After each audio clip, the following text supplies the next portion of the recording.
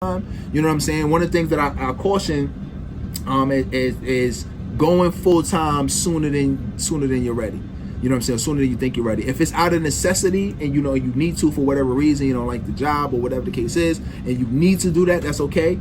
But while you have consistent income coming in, continue to leverage off that until you get into a place to where it's like, all right, now if you get to a place where where you can say it doesn't even make sense for me to go to work anymore, that's a good place to be in, and that's probably time. That's exactly where my mindset is. Like, then over the next year, I told myself, like, I need to work and pretty much force myself to pretty much quit my job.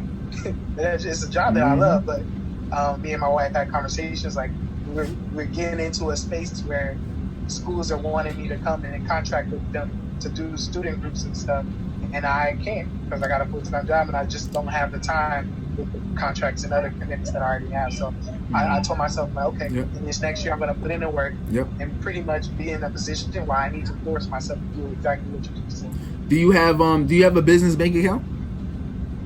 I do. I do my business account is with U.S. Bank. Okay, so with that, one of the things that I would suggest doing this for anybody who's like eventually you want to go full time with this is to start saving up and have a specific number in your mind that you, or in your bank account really, that you want to have before you go full time. So you might say, you know what, before I go full time, I want to at least have 100,000 or 50,000 or 70,000, like have like a year worth of at least your salary in the bank. So that'll give you some time to get things moving, to give you some time to get on your feet. Because as you know, you could go book a speaking engagement, or you could have somebody say that they're interested, but they may not. But that doesn't mean that they're writing you a check today.